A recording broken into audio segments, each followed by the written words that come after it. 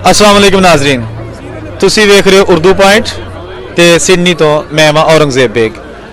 नाजरीन अज साडा प्रोग्राम विसाखी के हवाले नाल सिडनी दे विच विसाखी मेला हो रहा और उस मुनासबत दे नाल अज पंजाबी विच मैं गल कर रहा। तो इस वक्त मेरे पीछे तुसी देख रहे हो कि कबड्डी शुरू होने वाली है। तो सिडनी दे विच कबड्डी कैसी होंदी है, साडे पंजाबी दोस्त कबड्डी किंज खेडदे ने, तुहानूं आओ एक दिलचस्प वीडियो दिखाने आ।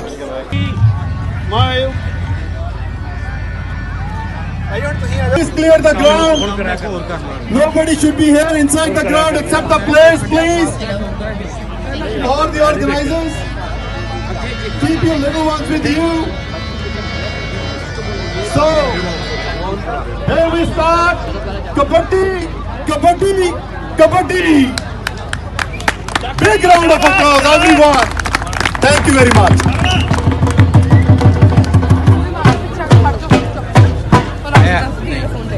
So the first raid, पहली रेड जी पा रहे जी गबरू इस वे और पै गया चप्पा ते पूरा जोर ला रहा है।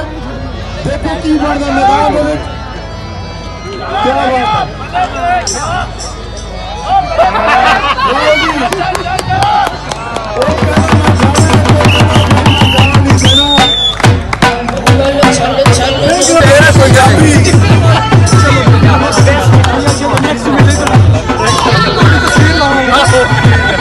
पसीना बहाया हुआ मुंडे का कबड्डी कबड्डी करता हुआ रेडर इस वे पूरी मुस्तैदी हाथ ला के आ पै गया।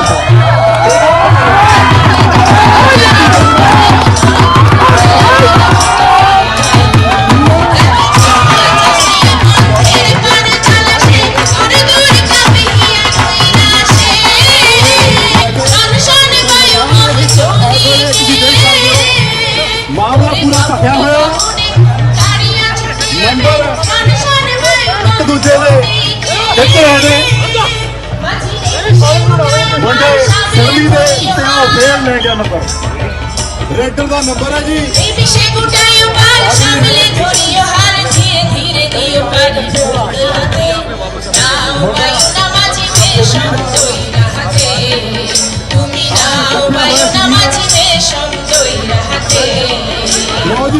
दफा दफा